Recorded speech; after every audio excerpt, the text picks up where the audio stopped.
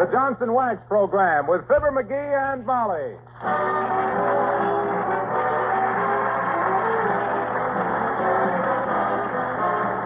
The makers of Johnson's Wax, Johnson's Carnew, and Johnson's Self-Polishing Glow Coat present Fibber, McGee, and Molly, written by Don Quinn, with music by the Kingsmen and Billy Mills Orchestra.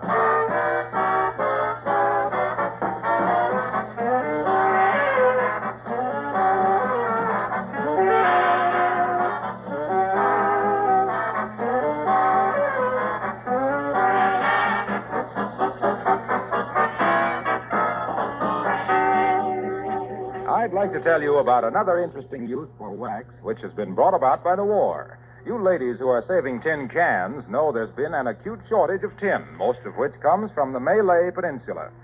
Because of this shortage, many products that used to be packed in tin containers are now packed in glass or paper.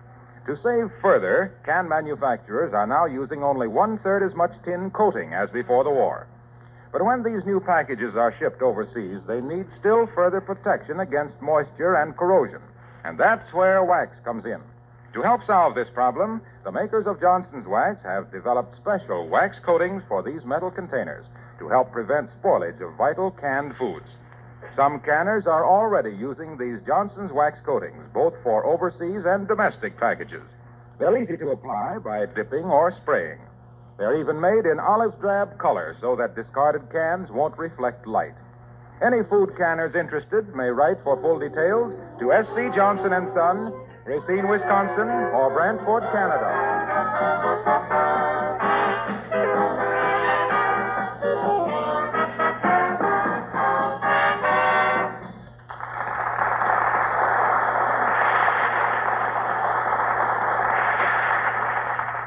Well, it's a strange paradox that the squire of 79 Wistful Vista is a light eater and a heavy eater.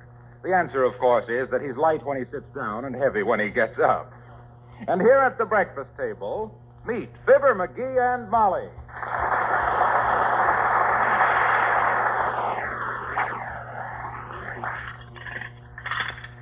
Fibber, McGee, strong and able, get your elbows off that table. Oh. Excuse me. Boy, was I hungry. These fall mornings sure put an edge on a guy's appetite. Say, listen, your appetite has always had an edge that would slice granite. Are you through with the morning paper? Yeah, take it. It's disgusting. What's disgusting about it? And take your spoon out that cup. This lend-lease. Sending all the food out of the country. Burns me up. Hey, you got any more of that homemade jelly? Plenty. I'll get some in a minute. But what about Lend-Lease now? It's ridiculous, that's what about it. Makes my blood stand on end. Us 100% Americans skimping along on scraps of food and all that stuff being shipped away. Make me another piece of toast, will you? Yes, sir. By George, it's shameful. Oh, for goodness sakes, McGee, don't talk silly. Huh? I read that article on Lend-Lease myself. It said our shipments this year will be only 10% of our total food production. And then only if the basic needs of our armed forces and our civilian requirements permit it. You'll have to admit 10% isn't so much. That's only one donut out of a dozen. If your idea 10% is one donut out of a dozen, baby, you better find another bakery. You've been getting gypped. You'd probably blow up the cream puffs with a bicycle pump. I was merely trying to point out, my bulging boyfriend, that nobody, particularly you, will suffer any malnutrition from the food we send our allies. Well, doggone it, it's the principle of the thing. All that food leaving the country and... Hey, is there any more of that country sausage? No. And it will probably be months before we get any more. There, you see, no country sausage. Here we are being deprived of our food at home when... Excuse me. What are you doing? Loosening my belt. I ate too much. What was I saying? Oh, yeah. Here we are being deprived of our food. You didn't finish your egg, dearie. Oh. Mustn't be wasteful, you know. No, I can't finish it. Ran out of chili sauce. Get another bottle, will you? That was the last bottle. Our last bottle of chili sauce? It was? Where did it all go to? Well, you had most of it at midnight last night with your bacon and tomato and tuna fish and lettuce and chopped olive and onion sandwich.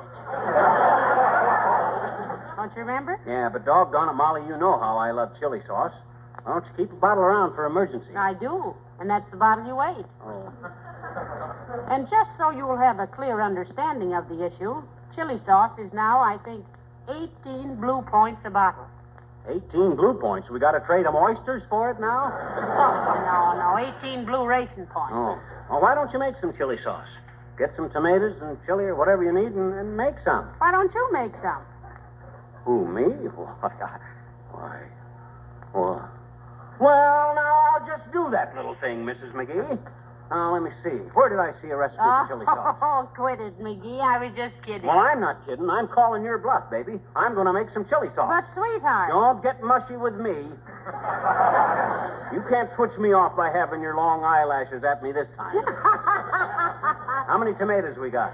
About a dozen. Well, that ain't enough. Get some more. Get about a gross. How many is that, 4 dozen?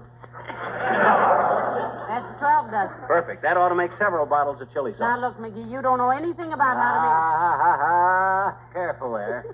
Is the American Army the best fed army in the world? It is. And who cooks for them? Women? No, men. And do you remember that I was a mess sergeant in the last war? to make... No. Were you really a mess, Sergeant?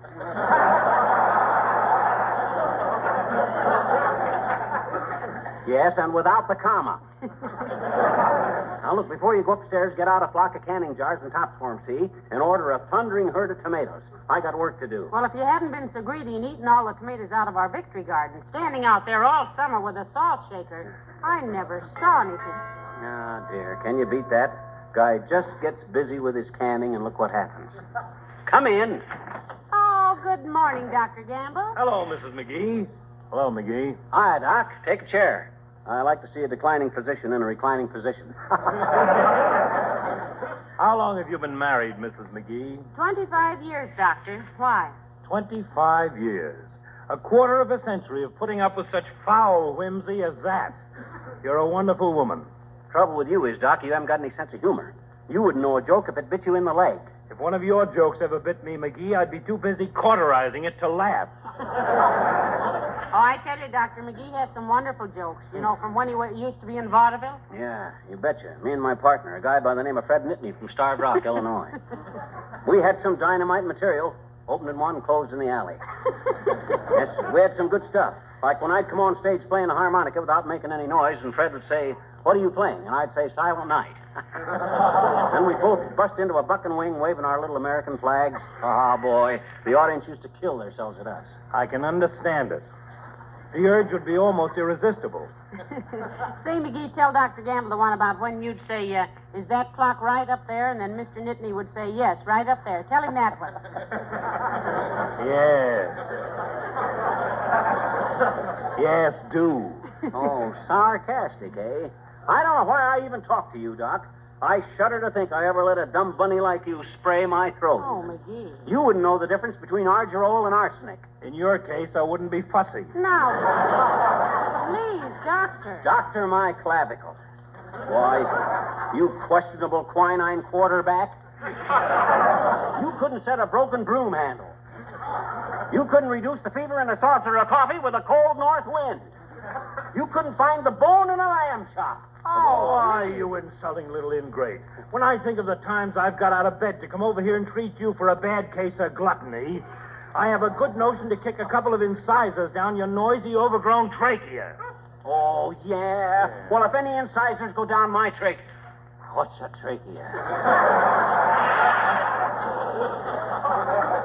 The windpipe. A windpipe, with you the most active organ in the body. If the Curtis Wright Company ever hires you, they can burn down their wind tunnel and still test clipper ships. Why, You are the gabbiest, loudest, shallowest specimen of the so-called human race that's ever been my ill fortune to come in contact with.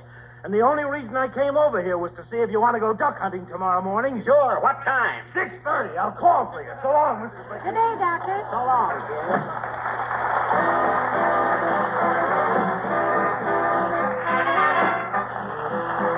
Billy Mills and the orchestra play the Surrey with the Fringe on Top.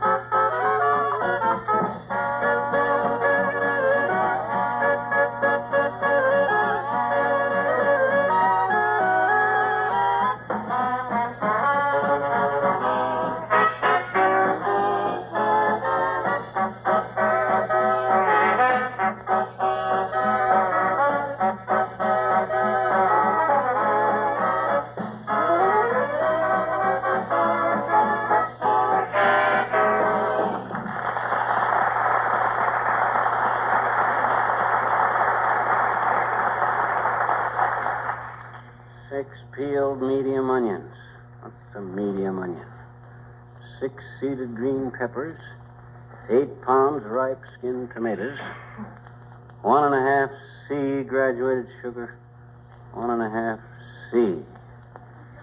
What do they mean, C? Oh, carton. 1.5 cartons of sugar, 4 3-inch sticks of cinnamon, salt, vinegar, cloves. Hey, Molly, where's the hatchet? In the basement. What do you need the hatchet for? I gotta chop some onions. Hey, let's trade at some other grocery. Why? Well, these people don't cooperate, that's why. The recipe for this chili sauce calls for some ripe skinned tomatoes. And they wouldn't send me any skinned tomatoes. Said I'd have to skin them myself. Independent as a hog on ice. Don't be ridiculous, dearie. No grocery sells skinned tomatoes. Oh, what kind of service is that? Next time we order butter, they'll likely send us some milk and tell us to churn it ourselves. By George, I don't McGee, think... what's all this stuff on the shelf here? Where? Oh, those. Well, that's some more stuff that grocery gypped me on. Green peppers. After I peeled the skins off, there was nothing left of them. What? Give me the phone. I'll give that grocery a piece of my mind. I don't McGee, a green pepper isn't supposed... Hello, operator. Give me Jimmy Sales Grocery on the Mert. Is that you, Mert? Oh, dear. How's every little thing, Mert? Is, eh? What's a Mert? Oh, Mert. You don't tell me. What is it, dearie? I don't know. She don't tell me.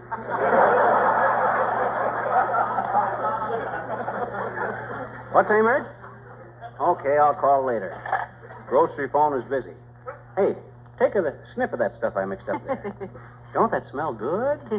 Shall I peel the onions? No, thanks. But you can stand in front of me while I do it if you want to. Why should I stand in front of you? Because when I peel onions, I always cry. And what's marriage for if you can't cry on each other's shoulders? Don't be silly. The way to peel onions without discomfort is to peel them underwater, you know.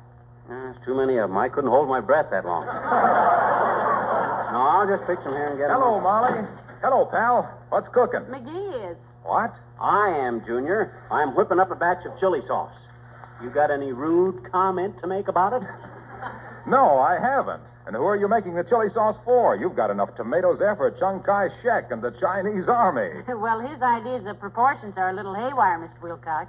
He'd probably make pickled peaches with 1 pickle and 50 peaches. Oh, yeah? Well, I guess I know what I'm doing, Harpo. I just love chili sauce, and if the government is going to be nasty about it and charge 18 points a bottle, I'll fool them, that's all. They ain't going to lend-lease me out of my chili sauce. You seem to have the wrong idea of lend-lease, pal. Yes, explain it to him, Mr. Wilcox. Oh, I can't cover the whole subject, Molly. Lend-lease is simply the way we exchange goods and services with our lives. We don't give everything away, you know. Oh, no. No. Why, in 1943, American forces in Australia and New Zealand received, on a reciprocal lend-lease basis, nearly as much beef as was sent from the United States to all countries receiving lend-lease foodstuff. You see, McGee? Well, what are we sending all the chili sauce to Australia for? Answer me that. No, we're not. But don't forget, our Army and Navy and Marines and Air Force are a healthy bunch of guys.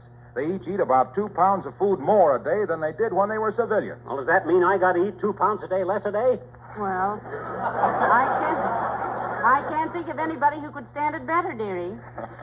Well, it doesn't mean that at all, pal. There's still plenty of grub for everybody, though we may be a little short of certain items. Say, by the way, do you eat chili sauce 3 times a day? Why, he eats chili sauce on everything, Mr. Wilcox. I never know such a thing. I don't eat chili sauce on You see? He can't think of anything he doesn't eat it on. Oatmeal? Oatmeal. Did you ever eat oatmeal with chili sauce? Why, it's wonderful. Why, the first time I ever tried Now, that... easy, McGee. Mr. Wilcox is turning pale there. Oh, I'm sorry. I thought everybody liked that.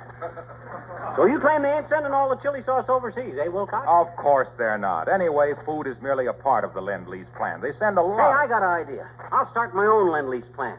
Look, Junior, why don't you have Racine send England a few cases of Johnson's wax and let them send me some chili sauce? Why? Huh? That's silly, McGee. There is a Johnson's wax plant in England already. Certainly. Johnson's wax is as familiar to smart British housewives as it is to Americans. It's particularly valuable in the English climate because it seals surfaces against dampness as well as dust. Still, Mr. Churchill might help you out on his next trip, McGee. Hmm? You know, he has nothing to do but smoke cigars, win a war, and bring you chili sauce. I think you peeled enough of those onions. Huh? Oh, you think so? Yeah, and look, don't waste any of that stuff, Fibber.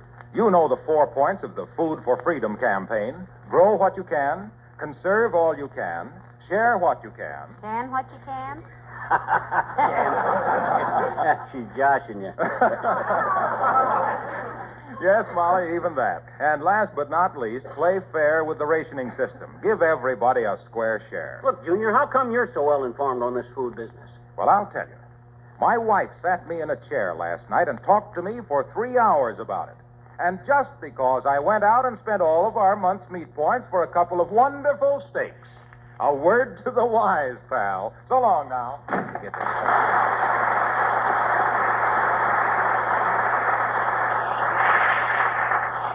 What do you mean that stuff, a word to the wise? Tomatoes don't take any ration points, do they? No, I think what he meant was let the woman of the house handle the food problem.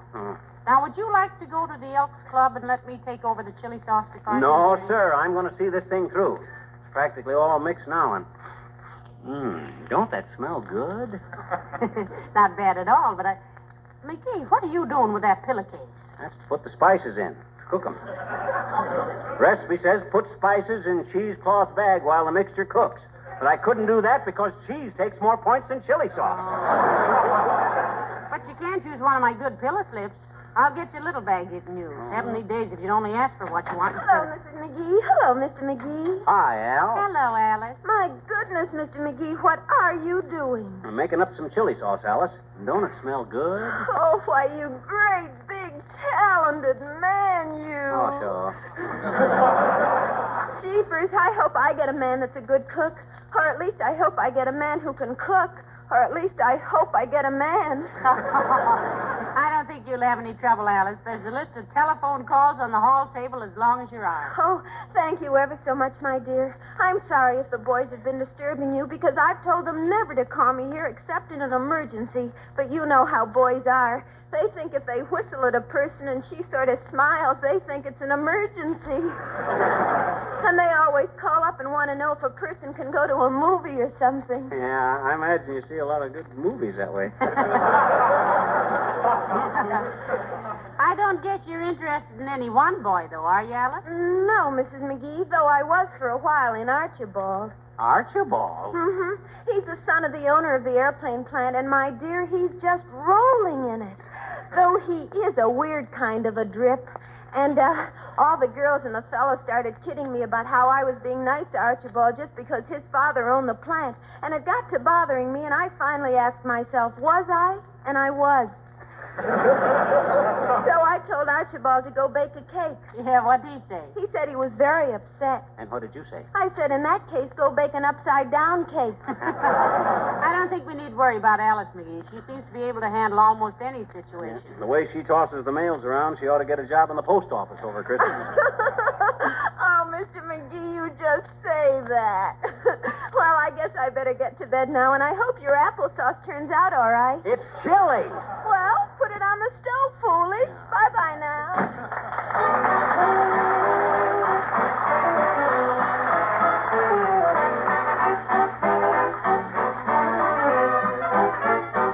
The King's Men singing Sourwood Mountain. I've got a gal in the Sourwood Mountains. Oh, diddle down, fiddle-I-day. She won't come and I won't call her. Oh, diddle down, fiddle-I-day. Roosters are crowing in the Sourwood Mountains. Oh, diddle down, fiddle-I-day. So many pretty gals I can't count 'em. Oh, diddle down, fiddle-I-day. Big dogs bark and the little ones will bite ya. Oh, diddle down, fiddle-I-day. Big girls court and the little ones fight ya. Oh, diddle down, fiddle-I-day. My true love lives up in Ledger. Oh, diddle down, fiddle-I-day. She won't come and I won't fetch her. Oh, diddle down, fiddle-I-day. My true love lives over the river. Oh, down the fiddle come some of them days. A few more jumps and I'll be with her. Oh, down the fiddle come some of them days. I've got a gal at the head of the holler. Oh, down the fiddle come some of them days. She won't come and I won't follow her. Oh, down the fiddle come some of them days. I got a gal t'other side of the pasture. Oh, beyond the Italy days. She won't come and I I'll old ask her, oh-de-yum, diddly-day. I just wrote her a lovesick letter, oh-de-yum, diddly-day. If she wants to read her, she will have to come and get her, oh-de-yum, diddly-day. Old man, I want your daughter.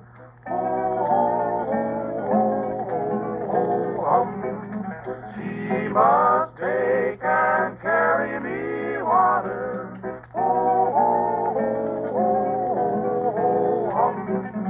Oh man, I want your daughter. Down, diddle, down, diddle, down, diddle, day. She must bake and carry me water.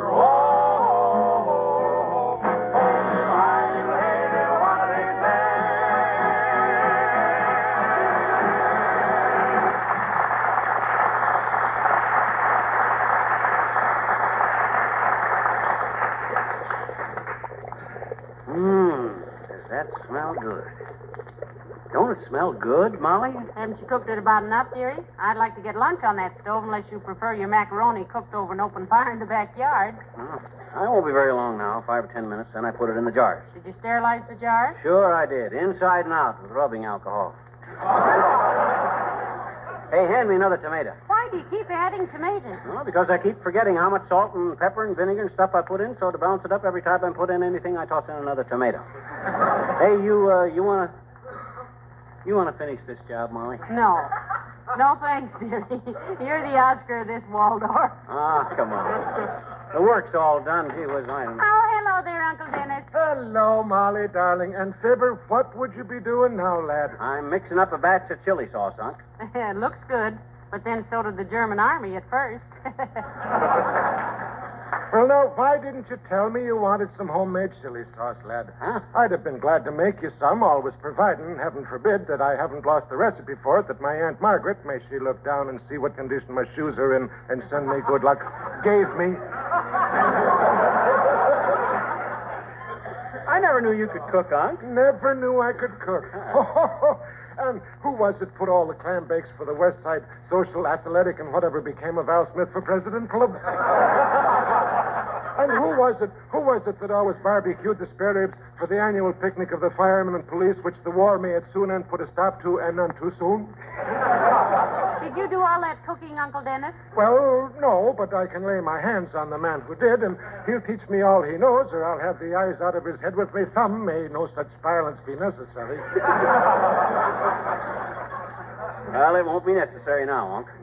All I wanted was plenty of chili sauce, and I'm doing all right with that. I hope. It reminds me of when I was a chef at a very uptown hotel. Peace be to its ashes, as it burned down recently, though I didn't keep the job very long because of a slight misunderstanding. Oh, what was the misunderstanding, Uncle Dennis? Oh, there was one waiter, may his tires wear to shreds. Well, he was always for giving me trouble. One day I look out from the door from the kitchen, and there he is at the table of our wealthiest patron now, setting fire to the pancakes. I raced out, threw the waiter out by the seat of his pants, dashed a pail of water on the table. They told me they were creepy Suzettes and they were supposed to be lit. I went out and threw the waiter back in, took off my coat, and went to a movie starring Bessie Barriscale and enjoyed it very much.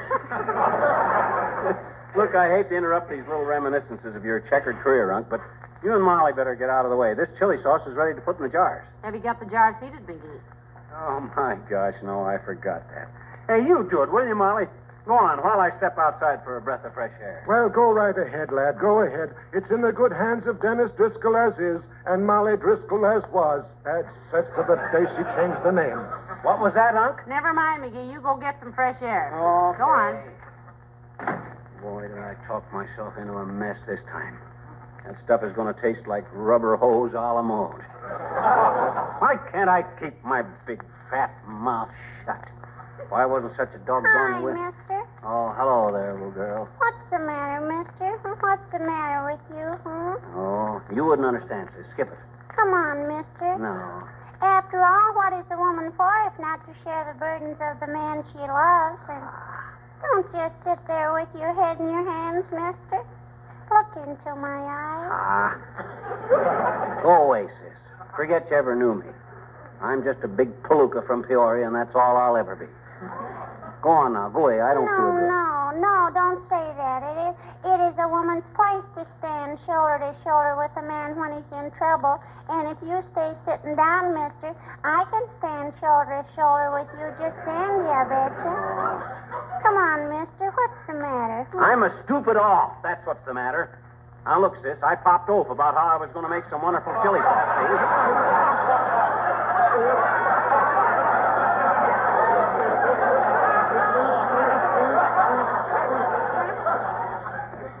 So what does I do in my brilliant way? I lose the recipe. I forget how much of anything I put in. Loused it all up. I've wasted enough food mixing up that batch of fly spray to ruin the National Food Program for 10 years. I'm practically a saboteur. I ought to be stood up against the wall. Now, Mr. Jiminy, it can't be that bad, I betcha. Oh, well, sure. You're a wonderful man, Mr. McGee. And you've been a good kid. And when I grow up, I want to marry a man just like you. Maybe not so gabby, maybe.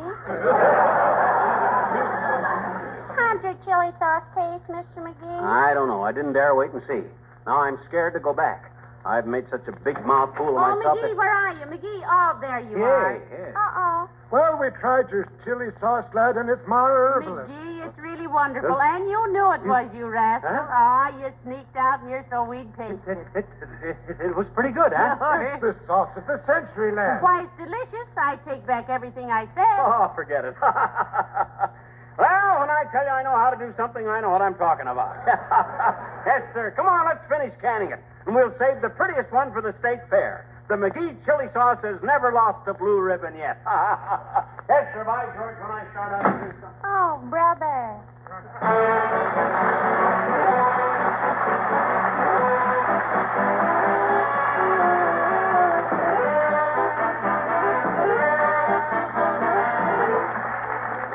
When a circus bills itself as the greatest show on earth, we're not too disturbed by its use of the superlative. Still, we don't like slogans that are always saying the world's best and the world's biggest. That's what troubles me right now, because it just happens that Johnson's Glow Coat is the world's most popular floor polish. Will you forgive me if I say it just this once? The fact is, you probably use Glow Coat on your own linoleum floors for excellent reasons. Not just because it keeps those floors sparkling and beautiful, not merely because it saves you hours of work, needs no rubbing or buffing, and not only because it makes your linoleum last 6 to 10 times longer. Not for just one of these reasons, but for a combination of all three is Glow Coat the most popular floor polish. Linoleum floors the world over are protected, beautified, and made to last longer by the regular use of Johnson's self-polishing Glow Coat.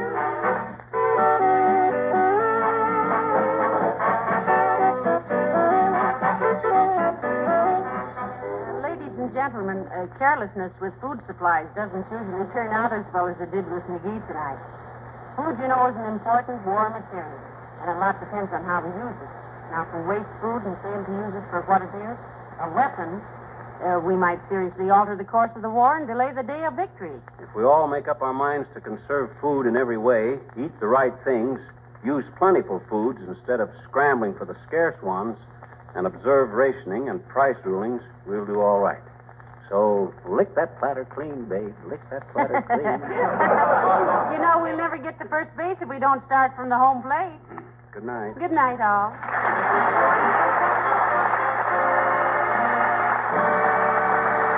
This is Harlow Wilcox speaking for the makers of Johnson Wax products for home and industry, inviting you all to join us again next Tuesday night. Good night. This program came to you from Hollywood. This is the National Broadcasting Company.